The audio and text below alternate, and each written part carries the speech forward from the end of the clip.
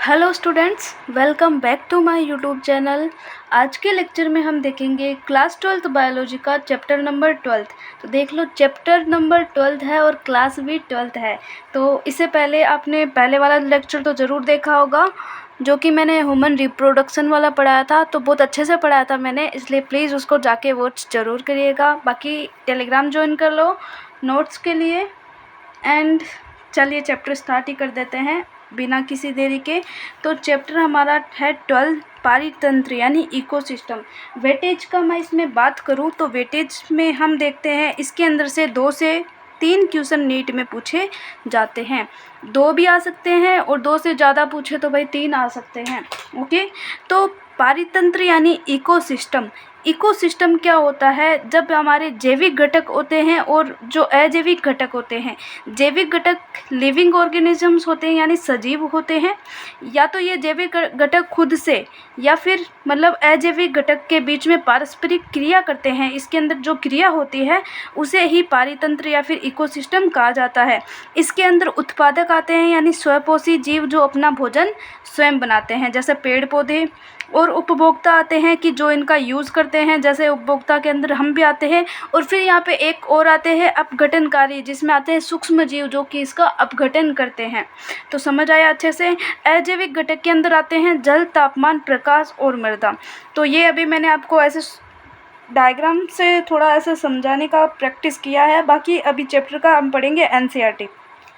तो एनसीईआरटी में यहाँ पे क्या लिखा है? सबसे पहले चैप्टर की पहली लाइन ही इतनी इम्पोर्टेंट है। इसमें है कि पारितंत्र को प्रकृति की एक क्रियाशील इकाई के रूप में देखा जाता है। सीधी सी बात बोले तो जो पारितंत्र यानी इकोसिस्टम है, प्रकृति की, हमारे जो नेचर है उसकी एक क्रियाशील इकाई होती है। तो पारितंत्र प्रकृति की एक क्रियाशील इकाई होती है, जहाँ पर जो जीवधारी होते हैं वो आपस में या फिर आसपास के भौतिक पर्यावरण के साथ परस्पर क्रिया करते हैं, या फिर जो आसपास का जो भौतिक पर्यावरण है जिसमें अजैविक घटक आते हैं, जल, तापमान, प्रकाश, मृदा, इनके साथ में वो क्या करेंगे, यहाँ पे परस्पर क्रिया करते हैं, कुछ ना कुछ वो क्रिया करते हैं। इस चीज़ को ही हम कहते हैं इकोसिस्टम या फिर पारितंत्र। तो समझ आया? डेफिनेशंस बहुत इजी सा है एंड बहुत इम्पोर्टेंट भी है। फिर यहाँ पे दिया गया है कि पारितंत्र का जो आकार है वो एक छोटे से तालाब से लेकर एक विशाल जंगल या फिर महासागर तक भी हो सकता है। तो पारितंत्र में 3 चीज़ें बहुत ज़रूरी है आना, वो कि एक उत्पादक होना चाहिए, फिर उसका उपभोक्ता यानी उसका यूज करने वाला होना चाहिए, फिर उसमें जो अपघटन करने वाला। ये तीनों चीज़ें इसमें बहुत ज़्यादा ज़रूरी है, ये दोनों चीज़ें इसमें होनी चाहिए। तो हम बात करें तो तालाब में, तो तालाब के अंदर जो मछलियाँ होती है, साथ में उसमें जो काई होते हैं, पेड़ पौधे भी होते हैं तालाब में, छोटे मोटे जो कि शैवाल वगैरह होते हैं, वो भी भोजन बनाते हैं। और यहाँ पे उपभोक्ता होते हैं, मछलियाँ वगैरह भी होती है, मेंढक भी होते हैं। और अपघटन के लिए उसके अंदर सूक्ष्म जीव भी पाए जाते हैं। तो तालाब यानी छोटा सा होता है, तो उसको भी हम पारितंत्र इकोसिस्टम बोल सकते हैं। अब विशाल जंगल है तो जंगल के अंदर तो ये सब सारी चीज़ें पहले से प्रेजेंट होगी, और महासागर भी हो सकता है। तो ये सब यहाँ पे पारितंत्र के यानी इकोसिस्टम के एग्जाम्पल्स है। पारिस्थितिकी वैज्ञानिक संपूर्ण जीवमंडल को विश्वग्लोबी पारितंत्र के रूप में देखते हैं, जिसमें पृथ्वी के सभी स्थानीय पारितंत्र समाहित होते हैं। अब यहाँ पे है कि जो पारिस्थितिकी जो वैज्ञानिक होते हैं, साइंटिस्ट होते हैं, उन्होंने तो ऐसा बोल दिया कि पूरा विश्व ही है वो एक पारितंत्र या फिर इकोसिस्टम है। फिर है कि यह तंत्र बहुत विशाल और जटिल है। तो विश्व बोल दिया, पूरा पृथ्वी ही बोल दिया, तो ये तो बहुत ज़्यादा बड़ा हो गया और एक बहुत ही जटिल है। तो इसको अध्ययन करने के लिए, अध्ययन या पढ़ने के अकॉर्डिंग इसको 2 श्रेणियों में बांटा गया है। एक होती है स्थलीय और दूसरी होती है जलीय। तो यहाँ पे 2 प्रकार का पारितंत्र हो गया, स्थलीय पारितंत्र और जलीय पारितंत्र। तो स्थलीय और जलीय दोनों देखें तो नेचुरल रूप से आते हैं यानी प्राकृतिक बोल दिया इनको। और आगे हम इसका एक और क्लासिफिकेशन छोटा सा दिया गया एक लाइन में, जिसको बोलते हैं कृत्रिम या फिर मानव निर्मित। तो पहला प्राकृतिक हो गया, जिसमें स्थलीय और जलीय आते हैं। स्थलीय के अंदर क्या होते हैं? जंगल, घास के मैदान, मरुस्थल, ये सब आते हैं स्थलीय पारितंत्र में। तथा जो झीलें, तालाब, दलदली क्षेत्र, नदियाँ, ज्वार, नदमुख, एस्टुअरी, इतना सब ये सब कुछ आता है जलीय पारितंत्र। स्थल का मतलब आता है जो भी स्थल वाली चीज़ें हैं वो सारी स्थलीय के अंदर आएगी। और जो जल के जैसी होती है, जल के मतलब तालाब, नदियाँ, झीलें, जो भी जितना तुम समझ सको उसमें, तो वो सारी आती है जलीय पारितंत्र के अंदर। तो ये हो गए यहाँ पे दोनों प्राकृतिक यानी नेचुरल पारितंत्र। अब नेचुरल के अलावा दूसरा वाला यहाँ पे कौन सा है, कृत्रिम या फिर मानव निर्मित यानी आर्टिफिशियल बोल दो तो मानव निर्मित पारितंत्र के रूप में आते हैं शस्य भूमि यानी खेत, जो कि इंसानों ने ही बनाया है, पहले से थोड़ी ना है। फिर है कि जल जीवशाला यानी एक्वेरियम को माना जाता है। तो इसमें ये दो चीज़ें आती है, शस्य भूमि और जल जीवशाला। ओके, देन यहाँ पे नेक्स्ट हम पढ़ेंगे पारितंत्र की संरचना। ओके, यहाँ पे कुछ इसमें नहीं है उतना पढ़ने का, आगे से पढ़ते हैं। तो यहाँ पे नेक्स्ट टॉपिक है पारितंत्र की संरचना और क्रियाशीलता। तो पारितंत्र की संरचना में क्या होते हैं कि जैविक और अजैविक घटक है वो व्यक्तिगत रूप से एक दूसरे को या फिर अपने आसपास के वातावरण को प्रभावित करते हैं। जैविक घटक या तो खुद को ही या फिर जो अजैविक घटक है उसको प्रभावित करेंगे, या फिर वो क्या करेंगे, अपने आसपास का जो वातावरण है, इन्वायरमेंट है, उसको वो प्रभावित करते हैं। ओके, देन यहाँ पे नेक्स्ट है कि अब इन घटकों को और अधिक समेकित या फिर संयुक्त यानी कंबाइंड रूप से देखने के लिए ये जाने कि पारितंत्र के इन घटकों के अंतर्गत ऊर्जा प्रवाह कैसे संपन्न होता है। तो यहाँ पे ऊर्जा किस टाइप से इनको मिलती है, किस टाइप से इनके अंदर आगे ऊर्जा ट्रांसफ़र होती है, तो वो देखा जाता है, वो अभी हम आगे देखेंगे चैप्टर में। फिर है कि जैविक और अजैविक घटकों की परस्पर क्रियाओं के फलस्वरूप एक भौतिक संरचना विकसित होती है जो कि प्रत्येक प्रकार के पारितंत्र की विशिष्टता है। यानी जैविक और अजैविक घटकों की पारस्परिक क्रिया के बाद में एक भौतिक संरचना यहाँ पे बनती है, जो कि हर एक पारितंत्र के जितना भी पारितंत्र होते हैं, जितने टाइप के पारितंत्र है, सबकी वो एक विशिष्टता होती है कि उसमें एक भौतिक संरचना उसकी होनी चाहिए। एक पारितंत्र की पादप और प्राणी प्रजातियों की पहचान एवं गणना इसकी प्रजातियों के संगठन या फिर कंपोजिशन को प्रकट करता है। तो पारितंत्र की संरचना में दो चीज़ें आएगी। पहली आएगी इसमें कंपोजिशन यानी प्रजातियों का संगठन यानी स्पेसीज कंपोजिशन। सेकंड नंबर पे आएगा स्तर विन्यास या फिर स्ट्रेटिफिकेशन इसे बोला जाता है। तो दो चीज़ें हैं यहाँ पे। तो प्राणियों पारितंत्र की पादप एवं प्राणी प्रजातियों की पहचान करना, उसकी गणना करना, इसकी प्रजातियों के संगठन या फिर कंपोजिशन को प्रकट करता है। फिर है दूसरा वाला कि विभिन्न स्तरों पर विभिन्न प्रजातियों के ऊर्ध्वाधर वितरण। यहाँ पे ये चीज़ बहुत इंपॉर्टेंट है, यानी वर्टिकल डिस्ट्रीब्यूशन होता है यानी ऊर्ध्वाधर वितरण होता है। इसको यहाँ पे स्तर विन्यास कहते हैं। स्तर विन्यास का मतलब होता है स्ट्रेटिफिकेशंस। यहाँ पे एग्जाम्पल दिया गया है एक जंगल में वृक्ष है वो सर्वोपरि ऊर्ध्वाधर स्तर पे होते हैं, सबसे ऊपर वाले पे झाड़ियाँ द्वितीयक स्तर पे होती है। फिर सबसे नीचे देखो एक जंगल है, सबसे पहले हम देखें तो पेड़ दिखते हैं बड़े बड़े, तो वो उसका ऊर्ध्वाधर स्तर हो गया। फिर पेड़ों से भी छोटी वहाँ पे झाड़ियाँ होती है जिसको द्वितीयक स्तर में रख दिया। फिर सबसे छोटे वहाँ पे जो भी पेड़ होते हैं तो उसमें आते हैं जड़ी बूटियाँ, छोटे छोटे घास होते हैं, तो इनको धरातली या फिर सबसे निचले स्तर पर रखा जाता है। ये सब आता है स्तर विन्यास के अकॉर्डिंग यानी स्ट्रेटिफिकेशंस। ओके, देन यहाँ पे नेक्स्ट आता है कि पारिस्थितिकी तंत्र के सारे घटक एक इकाई के रूप में तब क्रियाशील दिखाते हैं। अभी हमने पढ़ा था कि पारितंत्र को प्रकृति की क्रियाशील इकाई कहा जाता है।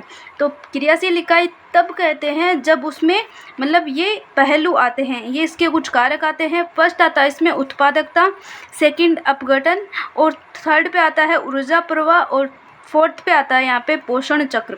ये चारों को हम पूरे चैप्टर में पढ़ने वाले हैं थोड़ा डिटेल से। ओके, फिर यहाँ पे एक तालाब का यहाँ पे एग्जाम्पल दिया गया है कि किस प्रकार से वो एक पारितंत्र का जलीय पारितंत्र के गुणधर्म को बताया गया है तालाब के उदाहरण के द्वारा। तो इसमें क्या होता है, तालाब उथले पानी वाला एक जल निकाय होता है। ओके, पानी का निकाय है जिसमें एक पारितंत्र के सभी जो मूलभूत घटक है वो बेहतर ढंग से प्रदर्शित होते हैं, यानी एक बेहतर ढंग से उसको प्रदर्शित किया जाता है। सभी मूलभूत घटक जितने पारितंत्र में होने चाहिए सारे इसमें होते हैं। तो पानी एक अजैविक घटक है, तो पहला तो इसमें अजैविक घटक आ ही गया। इसके अंदर कार्बनिक और अकार्बनिक तत्व, साथ में प्रचुर मृदा निक्षेप, तालाब की तली के अंदर मृदा भी होती है। फिर है कि सौर निवेश देखें तो इसके अंदर ताप का चक्र, दिन की अवधि, लंबाई तथा अन्य जलवायु परिस्थितियां समूचे तालाब की क्रियाशीलता की दर को नियमित करते हैं। फिर इसमें स्वपोषी घटक भी आ जाते हैं, जैसे पादप लवक हो गए, शैवाल हो गए, प्लवक या फिर निमग्न, और किनारों पर सीमांत पादप तालाब के किनारों पर पाए जाते हैं। तो यहाँ पे ये सीधा तालाब का उदाहरण दिया गया है कि किस प्रकार से वो एक पारितंत्र हो सकता है। तालाब यहाँ पे जलीय पारितंत्र होता है। जलीय और स्थलीय दो प्रकार के पड़े थे, तो ये जलीय पारितंत्र का एग्जाम्पल यहाँ पे दिया गया है। फिर यहाँ पे ये एक 2001 में क्वेश्चन पूछा गया है कि अपघटक के उदाहरण यहाँ पे कवक और जीवाणु है जो विशेष रूप से तालाब की तली में पाए जाते हैं और बहुत अधिक मात्रा में ये पाए जाते हैं। ये अपघटक का काम करेंगे। तो इसके अंदर सारे आ जाते हैं, अपघटनकारी, उत्पादक, उपभोक्ता, जितने अजैविक और जैविक जितने घटक होते हैं सारी चीज़ें इसके अंदर इंक्लूड हो जाती है, इसीलिए इसको जलीय पारितंत्र कहते हैं। नेक्स्ट यहाँ पे आता है कि ऊर्जा की एक दिशीय गतिशीलता ऊर्जा पोषी स्तरों की ओर और पर्यावरण में इसका अपव्यय और ऊष्मा के रूप में हानि होती है। ऊर्जा यहाँ पे एक दिशीय गतिशीलता होती है, यानी ऊर्जा की यहाँ पे एक ही दिशा में गति होती है। ऊर्जा यहाँ पे नष्ट तो होती ही नहीं है और ना ही उसको बहुत ज़्यादा बढ़ाया जा सकता, इसकी यहाँ पे हानि होती है, ऊष्मा के रूप में यहाँ पे हानि होती है। तो पारितंत्र का यहाँ पे फर्स्ट वाला जो हमने पढ़ा था 1 नंबर पॉइंट था उत्पादकता यानी प्रोडक्टिविटी यानी उत्पादकता होती है। तो यहाँ पे है क्या है कि किसी भी पारितंत्र की क्रियाशीलता उसके स्थायी रहने के लिए सौर ऊर्जा के निरंतर निवेश इनपुट की आधारभूत आवश्यकता है। पारितंत्र की क्रियाशीलता को बनाए रखने के लिए और स्थायी रखने के लिए सूरज के जो प्रकाश होता है सौर ऊर्जा की आवश्यकता होती है और ये इसकी एक आधारभूत आवश्यकता है। इससे हम पता लगा सकते हैं कि इसका जो प्राथमिक उत्पादन होगा उसमें क्या होंगे, प्रकाश संश्लेषित जीव होंगे जो कि सौर ऊर्जा का यूज़ करके वो प्रकाश संश्लेषण करेंगे और जो जैव भार है कार्बनिक तत्व का वो यहाँ पे निर्माण करेंगे। ओके, तो यहाँ पे क्या है कि प्राथमिक उत्पादन प्रकाश संश्लेषण के दौरान पादपों द्वारा एक निश्चित समयावधि में प्रति इकाई क्षेत्र द्वारा उत्पन्न किए गए जैव मात्रा या फिर कार्बनिक सामग्री की मात्रा है। इसी में मैंने बताया कि प्रकाश संश्लेषित जीव है जो कि उत्पादक होते हैं, वो एक निश्चित क्षेत्र में प्रकाश संश्लेषण द्वारा जैव भार या फिर कार्बनिक तत्व का निर्माण करते हैं। इसे ही यहाँ पे प्राथमिक उत्पादन कहते हैं। जैव मात्रा के उत्पादन की दर को यहाँ पे एक और है कि इसे भार यानी ग्राम इनवर्स या फिर ग्राम की पावर -2 या फिर ऊर्जा यानी किलो कैलोरी पर मीटर स्क्वायर के रूप में भी व्यक्त किया जा सकता है,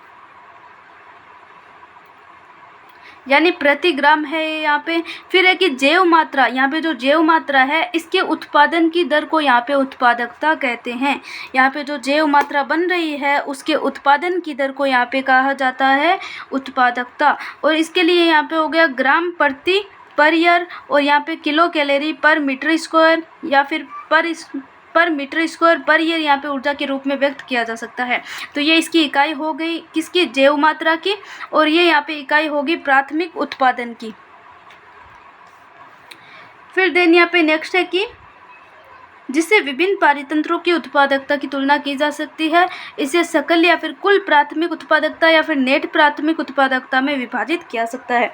प्राथमिक उत्पादकता को हम डिवाइड करें तो दो चीज़ों में डिवाइड करेंगे। यहाँ पे एक होता है सकल या फिर कुल सकल प्राथमिक उत्पादकता और दूसरा होता है नेट यहाँ पे प्राथमिक उत्पादकता GPP और यहाँ पे NPP शॉर्ट में बोले तो GPP का मतलब है ग्रॉस प्राइमरी प्रोडक्टिविटी और NPP का है कि मतलब यहाँ पे नेट प्राइमरी प्रोडक्टिविटी। तो सकल यहाँ पे क्या हो रहा है, एक पारिस्थितिकी तंत्र की सकल प्राथमिक उत्पादकता है वो प्रकाश संश्लेषण के दौरान कार्बनिक तत्व की उत्पादन दर होती है।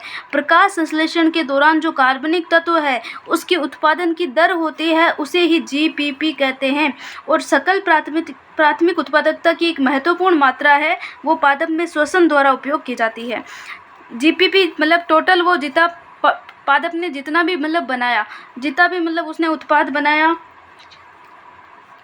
या फिर बोले तो जितना भी उसने कुल जैव भार बनाया, मतलब जितना भी उसने चीज़ बनाया उसका जो भी यहाँ पे उत्पादकता है, जैव भार निर्माण की जो दर है उसे हमने यहाँ पे कहा सकल प्राथमिक उत्पादकता। अब इसके अंदर वो पूरा तो यहाँ पे है, पूरा जितना है उसके अंदर खुद के श्वसन के लिए भी तो उपयोग करेगा, तो ये इसमें माइनस कर देंगे, इसके GPP में से श्वसन वाली यानी R रेस्पिरेशन को माइनस कर देंगे तो NPP यानी नेट प्राथमिक उत्पादकता यहाँ पे आएगी। और इस नेट प्राथमिक उत्पादकता क्या होती है, ये मतलब जो उपभोक्ता होता है उपभोक्ता के लिए उपलब्ध होती है और उपभोक्ता इसको यूज करता है। यदि हम सकल प्राथमिक उत्पादकता से श्वसन के दौरान हुई क्षति को घटा देते हैं तो हमें नेट प्राथमिक उत्पादकता प्राप्त होती है। ये रहा इसका फॉर्मूला, 2021-2020 दोनों में ये पूछा गया है, तो तुम्हारे भी रिपीट हो सकता है। फिर आता है कि नेट प्राथमिक उत्पादकता परपोषियों की खपत शाक बक्सी अपघटक के रूप के लिए उपलब्ध जैव मात्रा होती है। तो ये आगे जो उपभोक्ता होते हैं उनके लिए आगे उपलब्ध हो जाती है। द्वितीयक उत्पादकता क्या होती है? उपभोक्ता में नए कार्बनिक तत्वों के निर्माण की दर के रूप में परिभाषित किया गया है। तो द्वितीयक उपभोक्ता यहाँ पे क्या होती है? उत्पादकता, द्वितीयक उत्पादकता क्या होती है? उपभोक्ता के स्तर पर नए कार्बनिक तत्व या फिर जैव भार के उत्पादन की दर को कहा जाता है द्वितीयक उत्पादकता। ओके, फिर है कि प्राथमिक उत्पादकता है, वो कुछ कारकों पर निर्भर करती है। तो पहला आता है पादप प्रजातियों के निवास पर, दूसरा आता है पर्यावरणीय कारक, तीसरा होता है पोषकों की उपलब्धता और चौथा आता है यहाँ पे पादप की प्रकाश संश्लेषण की क्षमता, किस टाइप से वो प्रकाश संश्लेषण करने में सक्षम है। तो द्वितीय उत्पादकता का मतलब है कि सीधा सा नए कार्बनिक तत्वों के निर्माण की दर को ही द्वितीय उत्पादकता कहते हैं। फिर है कि प्राथमिक उत्पादकता है, ये कुछ कारकों पर निर्भर करती है कि जैसे कि पादप प्रजातियों के निवास पे, पर्यावरणीय कारकों पे, पोषकों की उपलब्धता पे और यहाँ पे पादपों की प्रकाश संश्लेषण की क्षमता पे ये डिपेंड करती है। ओके, देन यहाँ पे नेक्स्ट है कि इसलिए ये विभिन्न प्रकार के पारितंत्रों में भिन्न भिन्न होती है, यानी ये सारी चीज़ें हैं भिन्न भिन्न, यानी प्राथमिक उत्पादकता है वो विभिन्न प्रकार के पारितंत्रों में भिन्न भिन्न होती है, क्योंकि ये सब चीज़ें चेंज होगी तो प्राथमिक उत्पादकता भी वेरिएशन उसमें आ जाएगा। संपूर्ण जीवमंडल की वार्षिक कुल प्राथमिक उत्पादकता का भार कार्बनिक तत्व या फिर शुष्क भार के रूप में लगभग 170 बिलियन टन आंका गया है। पूरे वर्ल्ड का देखिए या फिर पूरा जो संपूर्ण जीवमंडल है उसका 170 बिलियन टन आंका गया है शुष्क भार कार्बनिक तत्व के रूप में। यद्यपि पृथ्वी के धरातल का लगभग 70% भाग है समुद्रों द्वारा है। हम देखते हैं कि जो पृथ्वी का 70% भाग है समुद्र उसमें पाए जाते हैं, लेकिन उनका हम देखें उत्पादकता केवल 55 बिलियन ही है, यानी ये तो बहुत कम हो गया और 70% भाग तो इसका पृथ्वी का ही है। तो कम से कम इसमें मतलब 70% उत्पादकता भी तो होनी चाहिए और शेष जो भाग है वो मात्रा है भूमि पर ही उत्पन्न होती है। 55 बिलियन टन तो यहाँ पे समुद्र द्वारा हो गई, बाकी जितनी बची है वो यहाँ पे भूमि पर ही उत्पन्न होती है जितनी भी उत्पादकता है। तो इसका रीज़न यहाँ पे है कि जो सूर्य का प्रकाश है समुद्र की गहराई तक नहीं पहुँच पाता, इसलिए यहाँ पे इसकी उत्पादकता है वो घट जाती है। ओके, उत्पादकता घटने के कारण या फिर उत्पादकता निम्न उत्पादकता का यहाँ पे कारण यही है कि सूर्य का प्रकाश समुद्र की गहराई में नहीं पहुँच पाता है, जिससे उत्पादकता या फिर प्राथमिक उत्पादकता ही घट जाती है। देन यहाँ पे नेक्स्ट वाला जो हमने पढ़ा था कारक जो कि था अपघटन। अपघटन को बोला जाता है यहाँ पे डीकम्पोजिशन।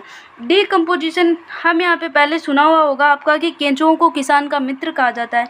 क्यों कहा जाता है? क्योंकि ये जो जटिल कार्बनिक पदार्थ होते हैं उनको खंडन या फिर फ्रेगमेंटेशन करने के साथ साथ भूमि को भी वो भुरभुरा या फिर उर्वरता उसकी बढ़ा देते हैं, इसीलिए जो केंचुए होते हैं उसको किसानों का मित्र कहा जाता है।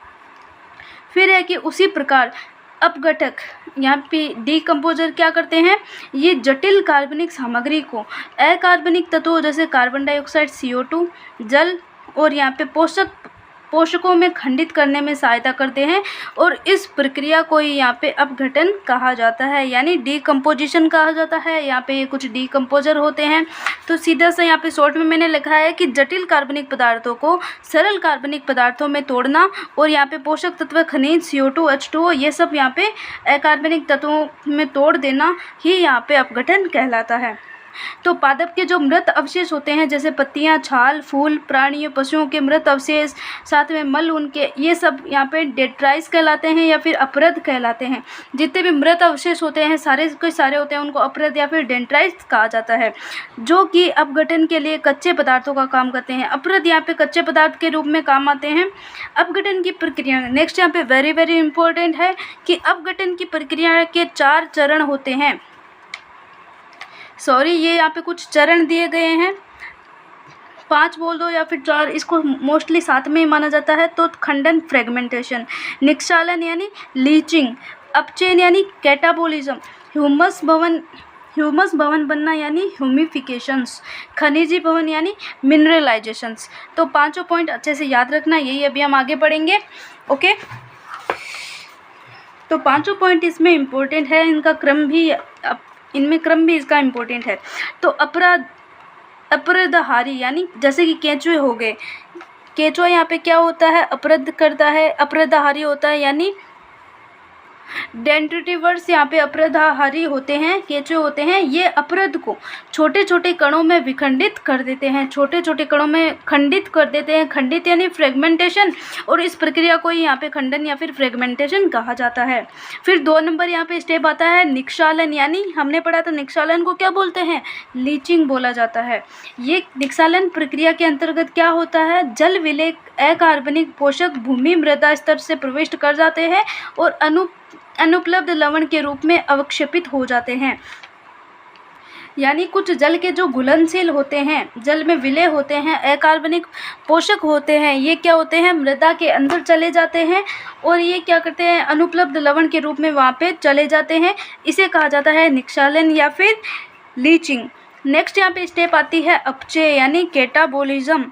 अपचयन बोला जाता है बैक्टीरियल जीवाणुवीय और कवकीय एंजाइम, बैक्टीरिया के और कवक के जो एंजाइम है ये अपरदों को सरल अकार्बनिक तत्वों में तोड़ देते हैं। इस प्रक्रिया को ही अपचय या फिर कैटाबोलिज्म कहा जाता है। कैटाबोलिज्म कैटाबोलिज्म इसी से बोलो तो केट का मतलब 2 चीज़ों को तोड़ देना, यानी बड़ी चीज़ को तोड़ के छोटे छोटे 2 टुकड़ों में तोड़ देना, इसे कहा जाता है अपचय या फिर कैटाबोलिज्म। फिर यहाँ पे है कि उपयुक्त अपघटन की समस्त प्रक्रियाएं अपरद पर समांतर रूप से चलती रहती है। ये तीनों के तीनों स्टेप है नॉर्मली समांतर रूप से चलते रहते हैं। फिर आता है ह्यूमिफिकेशंस और मिनरलाइजेशंस। तो देख लो यहाँ पे दोनों का नाम इंग्लिश में दिया गया है, तो तुम साथ में इंग्लिश वाले नाम भी अच्छे से याद रखो। ह्यूमिफिकेशन और मिनरलाइजेशन की प्रक्रिया है वो अपघटन के दौरान मृदा में संपन्न होती है। ये जो तीनों है वो अपरद समांतर रूप से चलती रहती है अपघटन की समस्त प्रक्रियाएं, लेकिन ये जो नेक्स्ट वाले दोनों स्टेप है ये मृदा के अंदर संपन्न होती है।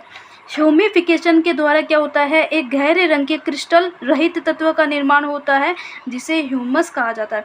इसमें गहरे रंग के क्रिस्टल तत्व का निर्माण होता है जिसे ह्यूमस कहा जाता है। सीधा सा बोले तो ह्यूमस गहरे रंग का क्रिस्टल होते हैं।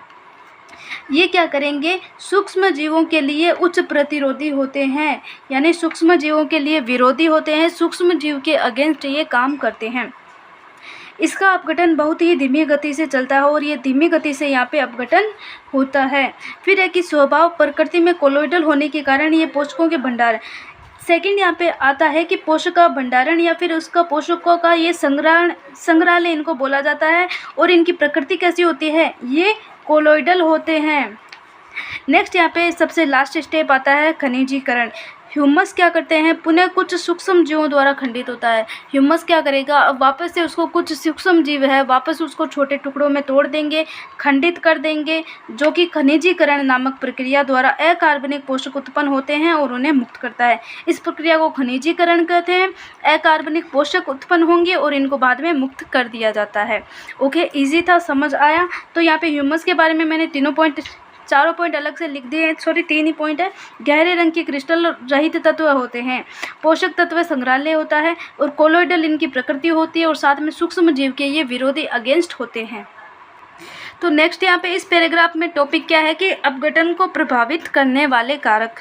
तो अपघटन एक प्रक्रिया है जिसमें ऑक्सीजन की आवश्यकता होती है। ऑक्सीजन की आवश्यकता है कि मतलब इसका हम बोल सकते हैं कि ऑक्सीजन ही इसको प्रभावित करती है। अपघटन की दर है वो जलवायु घटकों तथा अपरद के रासायनिक घटकों द्वारा भी निर्धारित होती है। एक विशिष्ट जलवायु परिस्थिति में क्या होगा, यानी जलवायु की परिस्थिति है वो भी उसको प्रभावित करती है।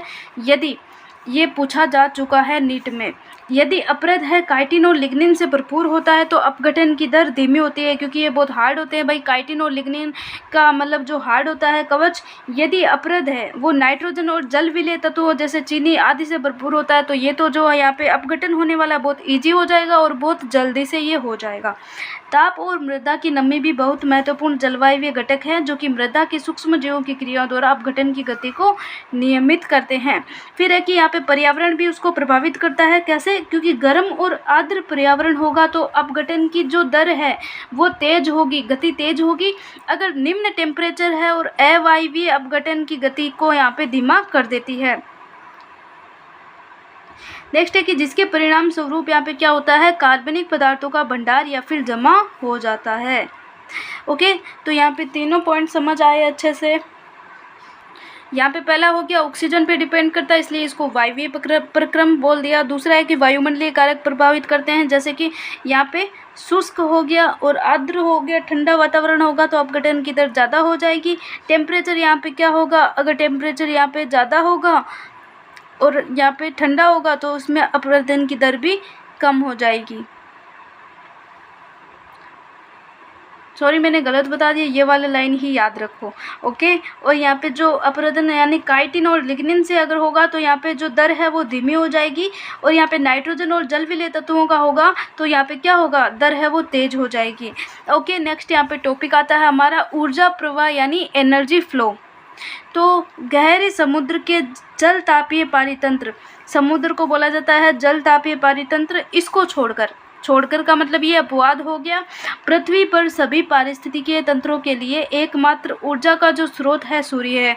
ये तो हम बहुत पहले से पता है कि ऊर्जा का जो स्रोत है सभी चीज़ों के लिए सूर्य है, लेकिन अपवाद तुम आज यहाँ पे ये भी पढ़ लो कि गहरे समुद्र के जल तापीय पारितंत्र इसमें इंक्लूड नहीं होता, ये इसमें इसका अपवाद होता है।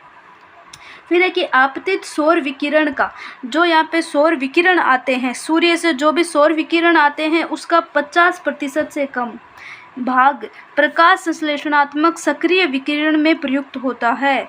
यानी ये प्रकाश संश्लेषण सक्रिय विकिरण यानी PAR 50% से कम भाग इसमें उपयोग होता है। यानी 400 से 700 नैनोमीटर जब प्रकाश संश्लेषण होता है तो उसके अंदर ये यूज हो जाता है।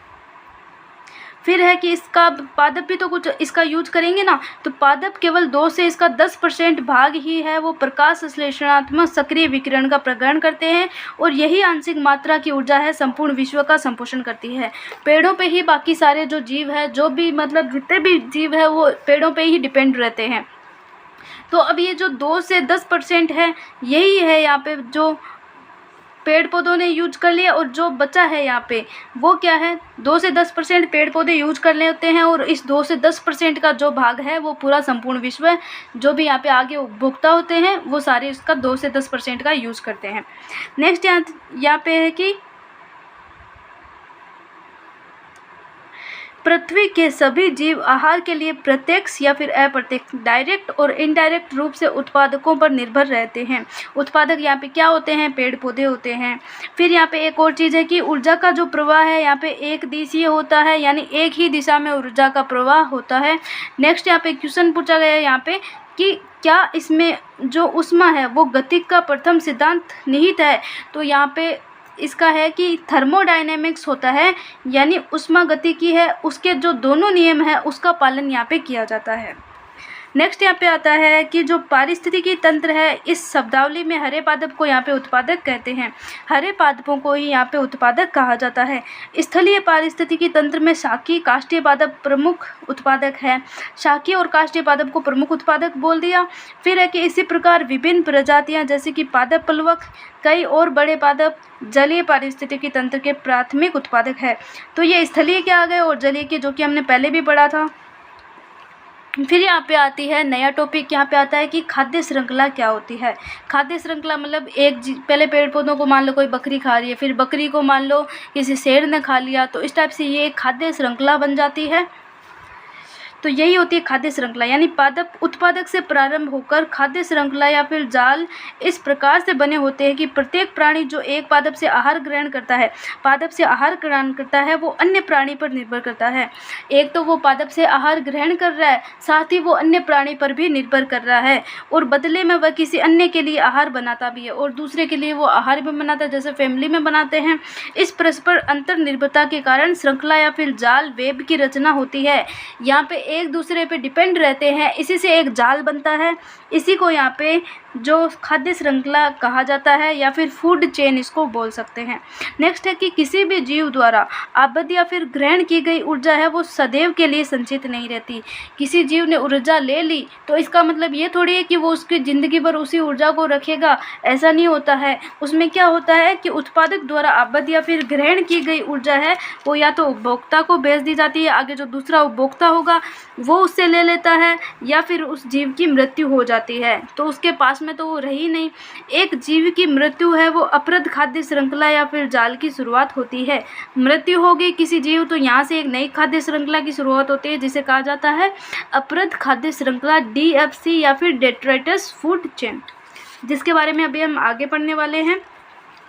सभी जीव अपनी आहार आवश्यकता के लिए प्रत्यक्ष और अप्रत्यक्ष रूप से पादपों पर निर्भर करते हैं और अतः इन्हें उपभोक्ता और परपोषित कहा जाता है। ओके, पादपों पर निर्भर करते हैं, उनको उपभोक्ता करेंगे, उसका यूज कर रहे हैं, उपभोग कर रहे हैं, इसलिए उसको उपभोक्ता कह दिया। और यदि यहाँ पे अगर वे उत्पादक पादपों से अगर उत्पादक यहाँ पे प्राप्त कर रहे हैं तो उसे प्राथमिक उत्पादकता। फिर है कि दूसरे से डिपेंड कर रहा है तो उसे द्वितीयक। फिर यहाँ पे जो है वो द्वितीय के ऊपर डिपेंड करता है तो उसे तृतीय उपभोक्ता कह सकते हैं। इस प्रकार से ये आगे के आगे यहाँ पे क्रम बन रहा है। निश्चित ही प्राथमिक उपभोक्ता वो शाकाहारी या फिर शाकभक्षी होंगे, क्योंकि वो तो पेड़ पौधे हैं। स्थलीय पारिस्थितिकी तंत्र में कुछ सामान्य शाकाहारी कीट पतंगे, पक्षी तथा स्तनधारी पशु है तथा जलीय पारिस्थितिकी तंत्र में मृत, ये सब स्थलीय और पारिस्थितिकी में अलग अलग जीव बताए गए हैं। फिर यहाँ पे प्राथमिक मांसभक्षी वे उपभोक्ता जो शाकाहारी जीवों से आहार पूर्ति करते हैं, शाकाहारी जीवों को खा जाते हैं। मांसाहारी या फिर मांसभक्षी होते हैं, उन्हें प्राथमिक मांसभक्षी कह दिया। फिर इसी प्रकार से प्राथमिक मांसभक्षी को जो खा जाते हैं उन्हें द्वितीयक मांसभक्षी कहते हैं। ये कोई जानवर ही खा सकते हैं, जानवरों को इंसान कहा जाते हैं। तो इस टाइप से ये खाद्य श्रृंखला यहाँ पे चली जाती है। घास को बकरी ने खाया, बकरी को मनुष्य ने खा लिया, तो यहाँ पे उत्पादक हो गया घास, बकरी यहाँ पे प्राथमिक उपभोक्ता हो गया और मनुष्य यहाँ पे द्वितीयक उपभोक्ता हो गया। तो नेक्स्ट यहाँ पे है कि एक अन्य प्रकार की खाद्य श्रृंखला को यहाँ पे अपरद खाद्य श्रृंखला के नाम से जाना जाता है, जिसमें क्या होता है, मृत कार्बनिक सामग्री से ये प्रारंभ होती है। वेरी वेरी इंपॉर्टेंट, अपरद खाद्य श्रृंखला जिसको मैंने बताया था डेट्राइटस फूड चेन यानी DFC, ये क्या होती है, मृत कार्बनिक सामग्री से प्रारंभ होती है, यानी मृत होने के बाद में ये स्टार्ट होती है। ये अपघटकों से बना होता है जो कि मुख्यतः कवक और बैक्टीरिया के रूप में परपोषित जीव होते हैं। अपघटक यहाँ पे कौन होते हैं, कवक और बैक्टीरिया के रूप में ही वो जीव होते हैं। ये मृत कार्बनिक सामग्री या फिर अपरोधों के खंडन द्वारा अपेक्षित ऊर्जा एवं पोषण प्राप्त करते हैं। उन्हीं से ये पोषण प्राप्त करेंगे और उन्हीं से ये ऊर्जा प्राप्त करेंगे मरे हुए जीवों से। अतः इन्हें मृतपोषी या फिर मृतोपजीवी, जो कि मृत अपघटन के नाम से भी इसे जाना जाता है। मृत चीज़ों पे डिपेंड रह रहे हैं इसलिए उसको मृतपोषी बोल दिया, मृतजीवी बोल दिया। फिर एक अपघटक है, वो पाचक एंजाइम स्रावित करते हैं जो मृत जीवों तथा व्यर्थ सामग्री को साधारण और अकार्बनिक पदार्थों में तोड़ डालते हैं, जो बाद में उन्हीं के द्वारा अवशोषित कर लिया जाते हैं।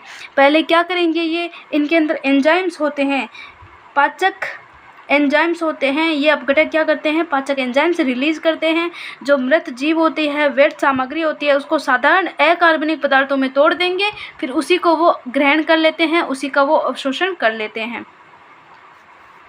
देन यहाँ पे कि ये यहाँ पे आया था अपरद खाद्य श्रृंखला।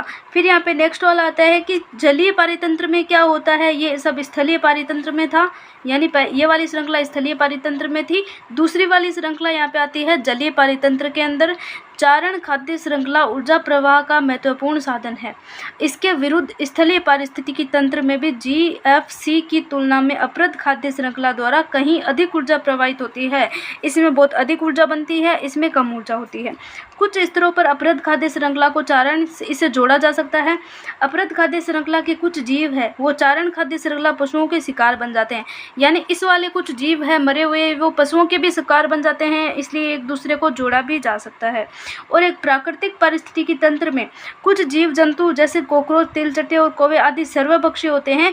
खाद्य श्रृंखलाओं की ये प्राकृतिक अंतरस्तंभ एक आहार जाल या फिर फूड वेब का निर्माण करते हैं, यानी इसके अंदर क्या होते हैं, ऐसे जीव होते हैं जो भी मतलब मृत जीवों को भी खा रहे हैं, साथ में वो मतलब यहाँ पे क्या है कि सर्वभक्षी होते हैं, सारी चीज़ों को ही खा लेते हैं। खाद्य श्रृंखला से भी यहाँ पे जुड़े रहते हैं और दूसरा यानी अपरद वाली में भी वो जुड़े रहते हैं। चारण और अपरद दोनों में एक वो यहाँ पे संबंध स्थापित करते हैं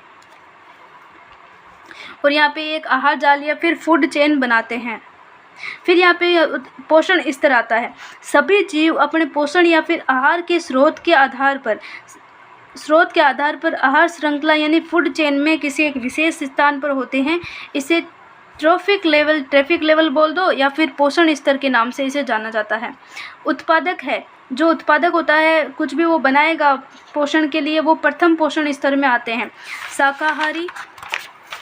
शाकाहारी प्रथम उपभोक्ता हो गए, पहले तो उत्पादक होते हैं फिर उपभोक्ता आएंगे सारे। फिर यहाँ पे मांसाहारी होंगे, वो द्वितीयक उपभोक्ता, और तीसरे पोषण स्तर से आते संबंध होते हैं।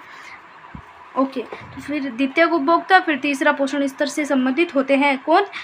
मांसाहारी, ये सब। तो इस टाइप से यहाँ पे ये देख लो पूरा चार्ट बना हुआ है और बहुत बार ये रिपीट हुआ है, बहुत ज़्यादा ये इम्पोर्टेंट है। देन यहाँ पे नेक्स्ट है कि उत्तरोत्तर पोषण स्तरों में ऊर्जा की मात्रा घटती जाती है। जैसे जैसे ऊपर जाते हैं, जैसे जैसे पोषण के स्तर बढ़ रहे हैं, ऊर्जा की मात्रा यहाँ पे घटती ही जाती है। प्रत्येक पोषण स्तर पर जीव अपनी ऊर्जा की आवश्यकता के लिए निम्न पोषण स्तर पर निर्भर करता है। अगर जीव को ऊर्जा की आवश्यकता है तो नीचे वाले स्तर पर वो निर्भर करेगा। जैसे यहाँ पे शाकाहारी है वो पादप पर निर्भर करेंगे, मांसाहारी शाकाहारी पे निर्भर करेंगे, और जो मांसाहारी ये वाले हैं ये इस तीसरे पोषण स्तर वाले मांसाहारियों पे निर्भर करेंगे। देन नेक्स्ट स्टार पॉइंट लगाया है कि एक विशिष्ट समय पर, बहुत बार पूछा गया है, खड़ी फसल या फिर स्थित सस्य किसे कहते हैं? एक विशिष्ट समय पर प्रत्येक पोषण स्तर का जीवित पदार्थ की कुछ खास मात्रा होती है, यानी प्रत्येक पोषण स्तर पर जीवित पदार्थ की कुछ खास मात्रा ही होती है, इसे ही खड़ी फसल या फिर स्थित सस्य कहा जाता है। इसको जीवित जैविकों की मात्रा, जैव मात्रा या फिर इकाई क्षेत्र की संख्या में मापा जाता है, यानी इसकी इकाई देखें तो इसको जैव भार भी बोल दिया जाता है।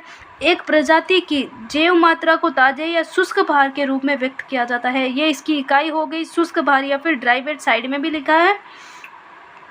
देन है कि एक जैव मात्रा का मापन शुष्क भार के शब्दों में ही किया जाए तो वह अधिक विशुद्ध होता है। देन यहाँ पे नेक्स्ट है कि चारण खाद्य श्रृंखला में क्या होता है? पोषण स्तरों की संख्या वो प्रतिबंधित होती है। इस तरह से ऊर्जा प्रवाह का स्थानांतरण 10% कम होता है। इससे न्यूमेरिकल बनता है और ये भी बहुत ज़्यादा इंपॉर्टेंट है। जैसे जैसे अगला स्तर आ रहा है उसके अंदर 10% है वो जो ऊर्जा होती है वो कम हो जाती है।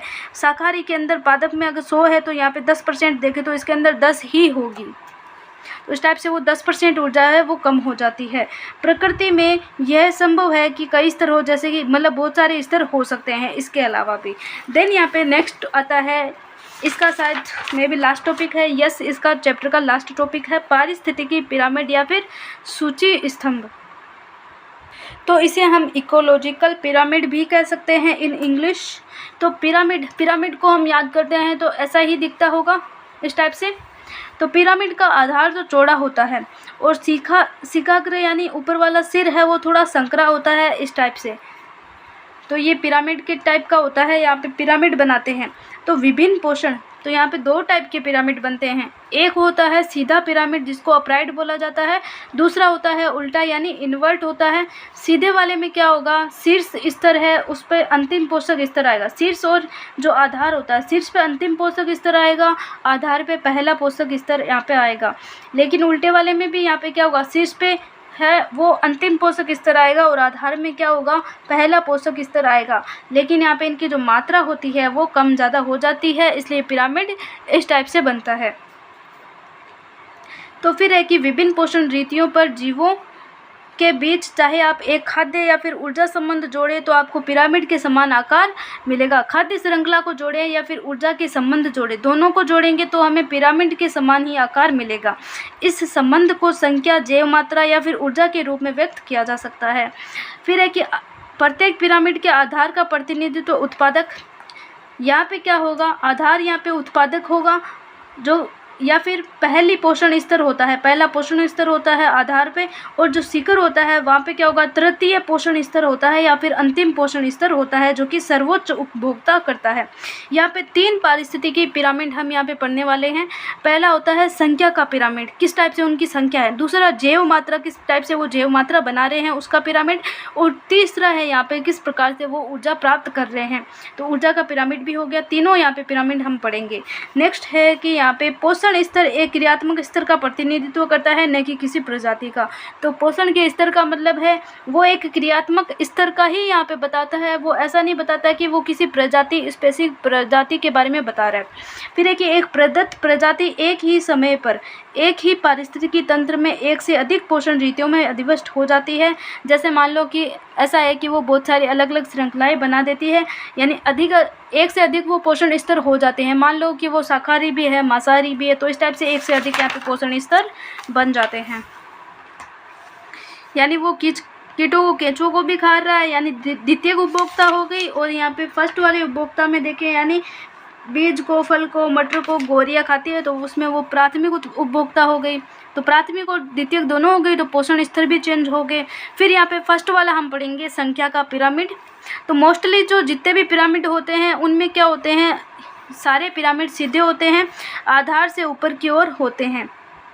शाकाहारियों की जो अपेक्षा उत्पादकों की संख्या है वो जैव मात्रा अधिक होती है। इसी तरह से शाकाहारियों की संख्या और जो जैव मात्रा है मांसाहारियों की अपेक्षा से अधिक होती है। उत्पादक की संख्या है वो शाकाहारियों में ज़्यादा होगी, लेकिन जो जैव मात्रा है वो मांसाहारी की अपेक्षा शाकाहारियों में ज़्यादा होती है। इस प्रकार से निम्न पोषण स्तर में ऊर्जा की मात्रा ऊपरी पोषण स्तर से अधिक होती है। नीचे वाले पोषण स्तर में क्या होगा, ऊर्जा की मात्रा है ऊपर वाले पोषण स्तर में अधिक, ऊपर वाले पोषण स्तर से अधिक होगी। किसमें, नीचे वाले पोषण स्तर में। हमेशा नीचे वाले पोषण स्तर में ऊर्जा ज़्यादा होगी, क्योंकि यहाँ से ऊपर की ओर ट्रांसफ़र हो रही है, तो ऊर्जा आगे से आगे यहाँ पे कम ही होगी, यानी ऊष्मा के रूप में उसको यूज किया जा रहा है। लेकिन ऐसा नहीं है कि ऊर्जा बढ़ा सकते हैं, बढ़ाने के लिए कुछ ऑप्शन ही नहीं है यहाँ पे। लेकिन यहाँ पे संख्या वाले पिरामिड में हम अपवाद की बात करें कि सारे पिरामिड सीधे होते हैं, तो अपवाद है यहाँ पे एक बड़ा वृक्ष होता है, यानी एक वृक्ष पारितंत्र में देखें तो यहाँ पे उल्टा पिरामिड बनता है, क्योंकि बड़े वृक्ष पर तो मतलब छोटे कीड़े मकोड़े भी होते हैं, चिड़िया वगैरह भी होती है इस टाइप से, तो उसका पिरामिड उल्टा बनता है। नेक्स्ट है यहाँ पे कि समुद्र के अंदर जैव भार वाला पिरामिड में क्या होगा, ये सारे उल्टे होते हैं, यानी समुद्र के अंदर जैव भार वाले पिरामिड उल्टे होते हैं, क्योंकि मछलियों की जैव मात्रा पादप प्लवों की जैव मात्रा से बहुत अधिक होती है। तो फर्स्ट में देखा था सारे पिरामिड है वो सीधे होते हैं, लेकिन यहाँ पे ये जो समुद्र वाला है, यानी अपवाद, यहाँ पे जलीय पारितंत्र आ गया, सी पोंड आ गया, तो इसका पिरामिड उल्टा बनता है। क्यों होता है, क्योंकि मछलियों की जैव मात्रा पादप प्लवों की जैव मात्रा से बहुत अधिक होती है। फिर है कि ऊर्जा पिरामिड, थर्ड वाला आता है। ऊर्जा पिरामिड सदैव खड़ी अवस्था में होता है, यानी यह कभी उल्टा हो ही नहीं सकता, इसके अंदर कोई भी अपवाद नहीं है, क्योंकि जब ऊर्जा किसी विशेष पोषण स्तर से अग्र पोषण स्तर में पहुंचती है, तो हर एक स्तर पर ऊष्मा के रूप में ऊर्जा का ह्रास होता है। जैसा कि तो हमें पता है हर एक स्तर पर वहाँ पे ऊष्मा का ऊर्जा का ह्रास होता है, यानी ऊष्मा के रूप में ऊर्जा निकल जाती है। ऊर्जा पिरामिड का प्रत्येक स्तंभ उस पोषण स्तर में किसी विशेष समय पर अथवा प्रति इकाई क्षेत्र वार्षिक ऊर्जा का यहाँ पे घोतक है, ये उसको बताती है ऊर्जा। फिर है कि पिरामिड की यहाँ पे कुछ पारिस्थितिकी पिरामिड की कुछ सीमाएं होती है, क्या कमियां रह गई इसकी, तो यहाँ पे 2 कमियां यहाँ पे दी गई है। पहली है कि ये फूड चेन नहीं दर्शा पाता। ऐसा यहाँ पे मान लो कि फूड चेन, एक जीव की बहुत सारी फूड चेन हो सकती है, ज़रूरी नहीं है कि उसकी एक ही फूड चेन हो। तो यदि कोई जीव एक से अधिक पोषक स्तर पर पाया जाता है या फिर फूड चेन, तो वो कैसे दर्शाएगा। दूसरा है कि यहाँ पे पारिस्थितिकी तंत्र में एक प्रमुख भूमिका निभाने के अतिरिक्त मृत जीवियों को पारिस्थितिकीय पिरामिड में कोई भी स्थान नहीं दिया गया है। तो वैसे तो देखें तो जो पारिस्थितिकी तंत्र है, यहाँ पे इकोसिस्टम है, पारितंत्र जो है वो एक प्रमुख भूमिका निभाता है यहाँ पे, लेकिन फिर भी यहाँ पे जो मृत जीवी होते हैं, जो मरे हुए जीव हैं, उनको यहाँ पे पारिस्थितिकी पिरामिड के यहाँ पे कोई भी स्थान नहीं दिया है। तो यहाँ पे पारिस्थितिकी पिरामिड में कोई स्थान नहीं दिया, ये इसकी 2 नंबर कमी हो गई। फर्स्ट वाली थी कि फूड चेन को ये नहीं दर्शा पाते। तो चैप्टर ख़त्म हुआ आपका, होप आपको अच्छे से समझ आया होगा। प्लीज़ एक अच्छा सा कमेंट ज़रूर कर देना, आपके कमेंट से ही मेरे को मोटिवेशन मिलता है, ताकि मैं आपके लिए और भी अच्छे NCERT के लिए लेक्चर लेके आऊँ, ताकि आपको पढ़ने में ईजी हो। क्योंकि मेरे को पता है मैं हिंदी मीडियम से हूँ, तो अच्छे से पढ़ सको आप भी मेरी तरह। समझती हूँ मैं कि कंटेंट नहीं मिलता है हिंदी मीडियम में, बट मैं हूँ ना, तो अच्छे से पढ़ाई करो। Okay bye, take care.